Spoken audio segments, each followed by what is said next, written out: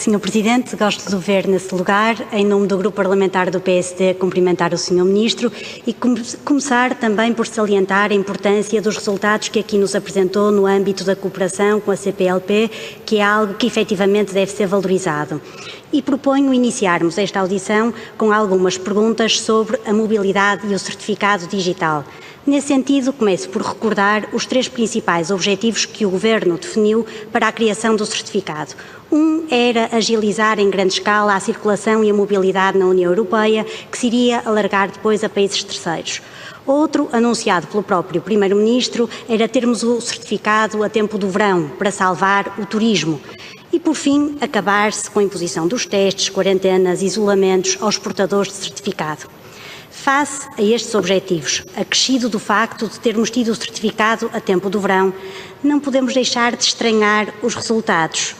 O Governo entende que estes objetivos foram alcançados? A nosso ver, o principal problema é a falta de harmonização, a falta de coordenação entre os países, o que, apesar de estar no âmbito das suas competências, também revela uma falta de diálogo e de negociação, até porque estamos a falar no âmbito do espaço Schengen.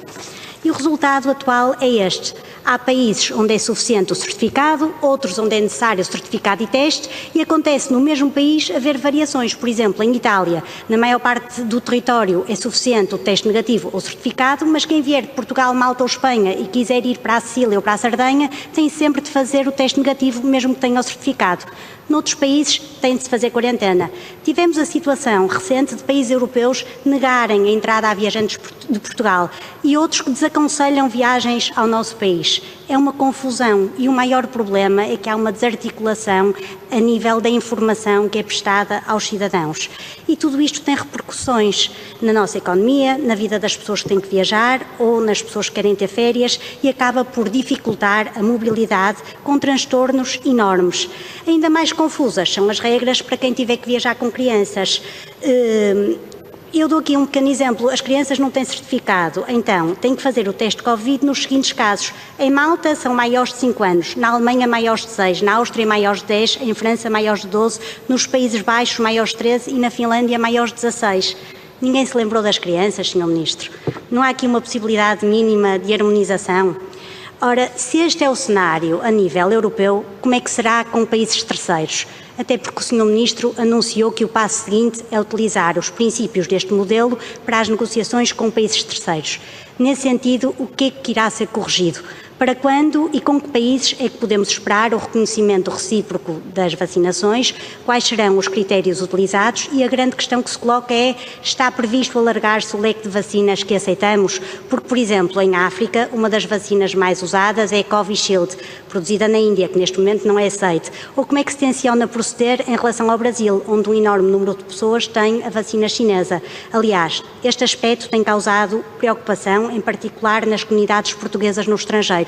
Temos cidadãos portugueses que foram vacinados com outras vacinas, que eram as que estavam disponíveis nesses países. E, desta forma, nos termos atuais, não têm acesso ao certificado. Como é que o Governo pretende resolver esta situação para não se transformar em uns portugueses de primeira e outros portugueses de segunda? Obrigada. Muito obrigado, Sra. Deputada. Dava a palavra ao Sr. Ministro. Muito obrigado, Sr. Presidente, e muito obrigado, Sr. Deputado, e desde logo deixe-me dar-lhe os parabéns pelo salto lógico extraordinário que conseguiu dar em 20 segundos. Mas eu dá-lo-ei consigo, se me permite, e portanto vamos imaginar que estamos na Comissão de Assuntos Europeus e vamos imaginar que a minha intervenção inicial foi sobre a União Europeia, vamos falar do certificado digital. Eu julgo que a Sra. Deputada não me está a fazer perguntas sobre as decisões tomadas pela Finlândia, por Malta, pelo Reino Unido, por França, porque aí a minha resposta compete aos governos desses países tomarem essas decisões. Está-me a fazer perguntas sobre a decisão do governo português, no que diz respeito à aplicação do certificado, e está-me a recordar esse grande sucesso da presidência portuguesa do Conselho da União Europeia, que foi a aprovação em tempo absolutamente recorde do regulamento do certificado digital Covid-19, assim como das duas recomendações sobre viagens no interior da União Europeia e de ir para fora da União Europeia. E, portanto, é sobre isso que me posso pronunciar. Começando pelo lado nacional, a posição do Governo português é claríssima. Nós seguimos o Regulamento Europeu e seguimos as recomendações. E, portanto, no que diz respeito ao Regulamento Europeu, nós aceitamos que as pessoas que são portadoras de certificado digital, por estarem imunizadas, por estarem vacinadas ou por terem realizado nas 72 horas anteriores à realização da sua viagem um teste negativo à Covid-19, entram em território português. Também, de acordo com a recomendação das recomendações da União Europeia que foram aprovadas sob a nossa presidência, quando se trata de um Estado-membro com um nível de incidência superior a 500 novos casos por 100 mil habitantes nos últimos 14 dias, prevenções adicionais podem ser consideradas. Neste momento não estamos a considerar nenhuma, mas poderemos considerá-la a qualquer momento. É um direito nosso, de acordo com a legislação europeia.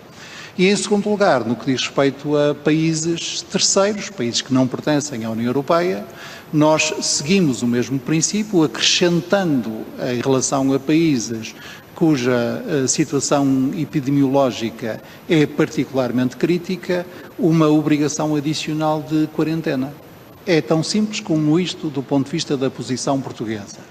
No que diz respeito à legislação europeia, o que a legislação europeia diz é que os portadores de certificado digital têm o direito de circular livremente na União Europeia, e eu próprio já beneficiei disso, por exemplo, na minha última ida à reunião do Conselho de Negócios Estrangeiros em Bruxelas, ou noutras deslocações que já fiz, salvo se o Estado-membro considerar que se vive uma situação de emergência e ativar o chamado travão de emergência. Neste momento está ativado parcialmente em alguns Estados, em relação a regiões de alta incidência de variantes do vírus ainda não plenamente conhecidas. À luz da recomendação, quando o nível de incidência é superior a um certo limiar, ou o nível de positividade o é, ou o nível de testagem é inferior a um certo limiar, os Estados-membros têm o direito de requerer obrigações adicionais ou desaconselhar viagens, o que, julgo, todos compreendemos. E, portanto, nós todos devemos fazer tudo o que está ao nosso alcance para diminuir o nível de propagação do vírus. Nós todos devemos fazer o que está ao nosso alcance para facilitar a circulação das pessoas, usando de toda a prudência e todo o cuidado. E por isso, se me permite, gostava de fazer uma última observação, porque me pareceu implícita na sua pergunta a defesa de que nós aceitássemos qualquer vacina, mesmo que não estivesse validada pela nossa agência de medicamento. Isso parecer-me-ia imprudente. Não sei se essa é a posição do PSD, se for, registro. Obrigado. Senhora Deputada. Senhor Ministro, essa não é a posição do PSD, só perguntei que solução é que o Governo tinha para portugueses que tenham sido vacinados com uma vacina que não é aceite num país terceiro. Senhor Ministro, faça favor de responder. A solução que está inscrita no despacho que regula viagens. Qualquer cidadão português está autorizado a entrar no seu território, porque Portugal é território não só dos portugueses que residem em Portugal, mas também dos estrangeiros que residem em Portugal e dos portugueses que residem no estrangeiro. Está sujeito a medidas adicionais de prudência, que aliás os cidadãos compreendem bem. Obrigado. A senhora deputada defende que um cidadão português que viva no Brasil possa viajar livremente para Portugal, entrar no território português sem demonstrar que testa negativo e sem ter um cuidado suplementar? Eu não defendo.